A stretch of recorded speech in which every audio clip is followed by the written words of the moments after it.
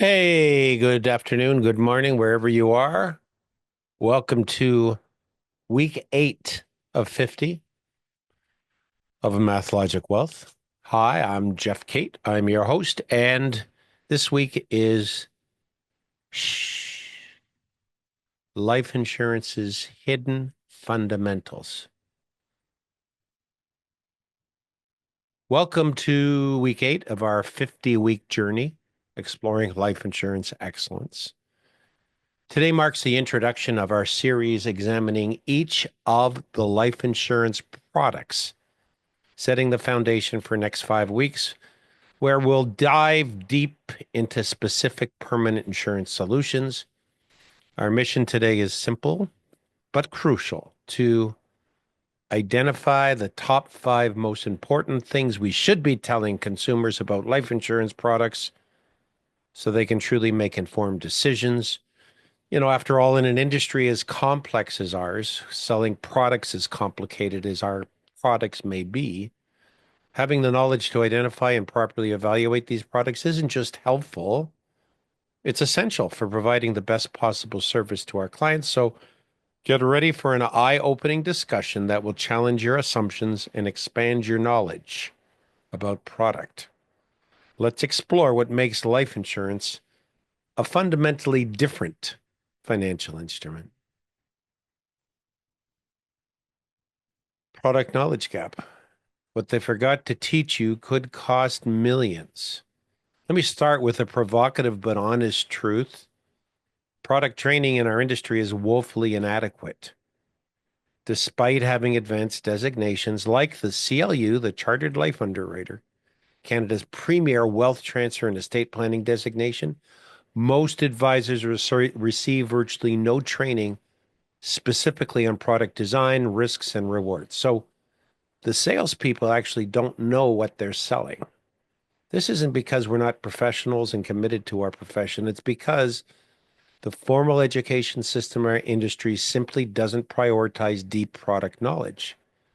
So this is why we're taking 50 weeks to provide math-based product training, but not because we're good guys, but because understanding product fundamentals is now the best way to achieve success in today's life insurance business.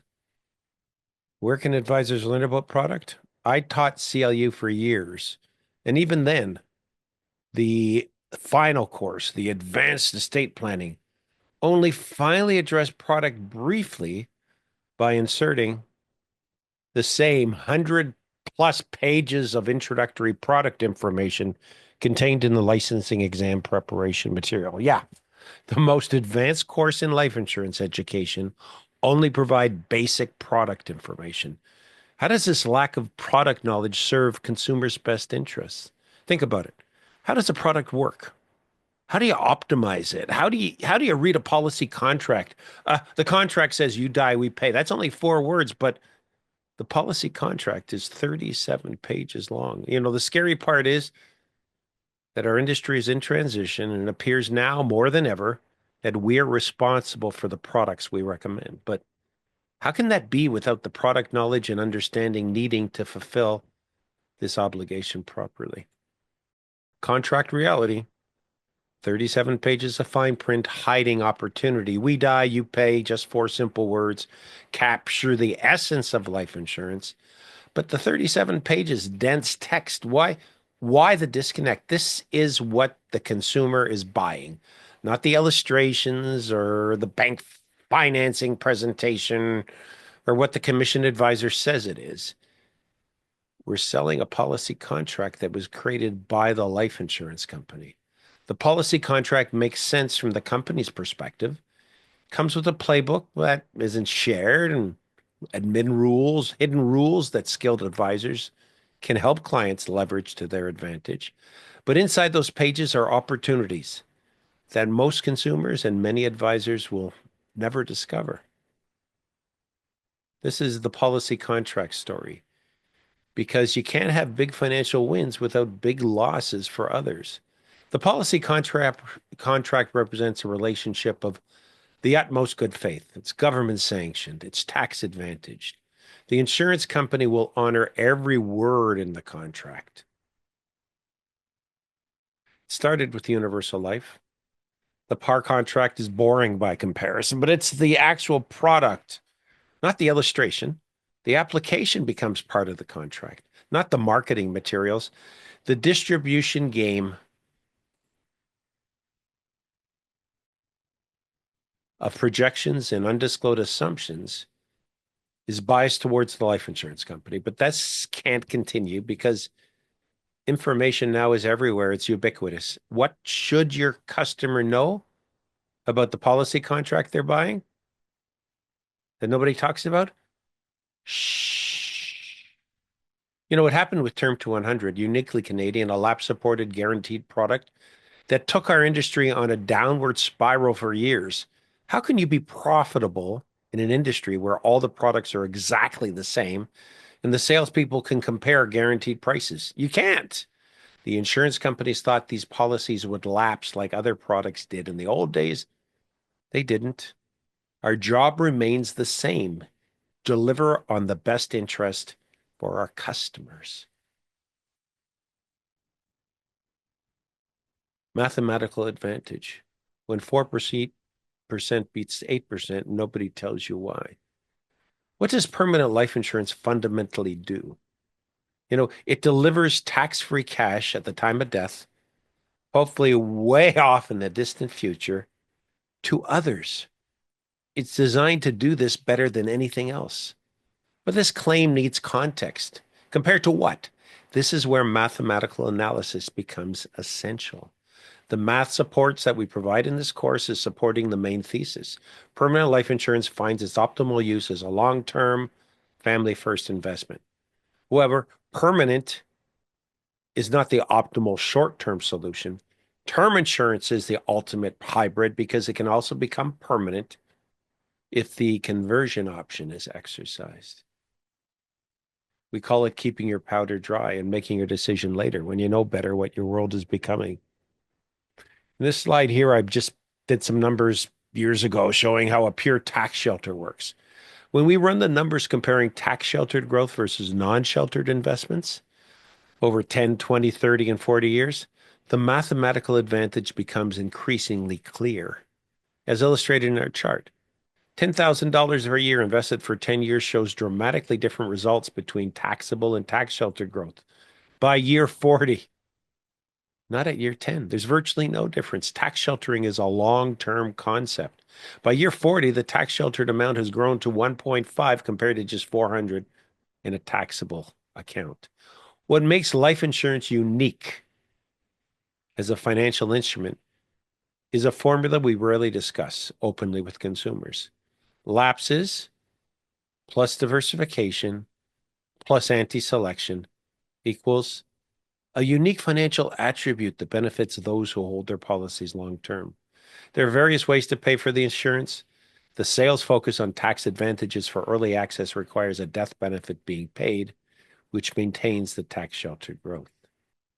Optimization formula: lapses plus diversification plus anti-selection seems to be some of the pieces that give us a hidden edge. We face a fundamental tension in our profession, the drive to get the sale versus what's truly best for the consumer. Now, this tension raises important questions about compensation. Does commission structure impact product selection? Does it influence our recommendation? What's the consumer's takeaway? What should commission advisors say that's in their client's best interest? Is there a difference between what we say and what serves our client's best interest? The answer for all of this, according to the math, is long-term family first. Math equals optimization. Math is how we find optimization. If optimal means long-term family first investment, then everyone nods in agreement. But what does it mean practically? What should you do about it? This is the single most important thing we should be telling consumers about life insurance from a math and logic perspective. If a person believes they should be allocating a portion of their wealth to the mathematically optimal long-term family first investment, then they should allocate some of it to a permanent life insurance policy. We want to show consumers the magic fairly. The various product sweeteners create additional advantages. We have corporate ownership and capital dividend account, equivalent pre-tax return and bank financing and anti-selection plays and charitable giving. We talk about insured annuities combined with life insurance, and we talk about just drawing money out of the corporation when you incorporate by putting your policy in there. These are mechanisms that, when properly understood and applied, can maximize the mathematical advantage of life insurance products for the right client situations, things we can discuss and look at with the client if we care to. And then that's why we lead to professional responsibility. Is it to get the sale or the client's best interest? Now, perhaps the most revealing insight of the whole discussion, a substantial portion of the insurance industry's profitability comes from policy lapses. When I asked Perplexity AI about whether policy lapses are a source of profit or loss for the insurance companies, it provided this evidence-based answer. Life insurance policy lapses are generally a source of profit for the insurance company, despite the industry's reluctance to publicly acknowledge this fact. This is what we have to offer today. It's glued into the product design system. The question becomes, should consumers use this structural reality to their advantage or simply remain unaware victims of it? Redefining the role of the advisor means understanding this reality and helping clients position themselves to benefit from it rather than being harmed by it. And here's the confirmation. I should mention Perplexity AI seems interesting these days. One thing they do that they answer the question and then provide their source, their evidence for it. So you see that little 11 here? Because I did. I went to all the AI systems and I said, life insurance policy lapses, are they a source of profit or loss for the life insurance company?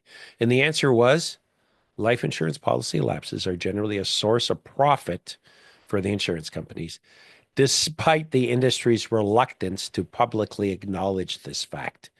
And that's an actual report. You can look at it and you can read it. But this unbiased evidence-based confirmation highlights an industry's reality that few discuss openly. Math isn't an opinion contest. Unlike situations where people can have different opinions on matters, mathematical truths are objective, following established rules and logic, not personal interpretation. So that's it. Shh. Life insurance hidden fundamentals. Let's synthesize what we've uncovered in today's exploration of life insurance products. First, we talked about the product knowledge gap. There's a critical lack of proper product training in our industry, leaving most advisors without deep understanding of what they're selling. And then what we do is we look next at the contract reality, the policy contract, not illustrations or sales pitches, but that's what defines the actual product the consumer buys. Those 37 pages matter. And next, we talked about the mathematical advantage. Permanent life insurance mathematically excels as a long-term family-first investment, with the advantage growing over time. And then we talk about the optimization formula, which is the fundamental formula, lapses plus diversification plus creates unique advantages for policies held last long term. And finally, what's our professional responsibility? As advisors, we have to shift from getting the sale to helping consumers make informed allocation decisions based on fundamental fundamentals.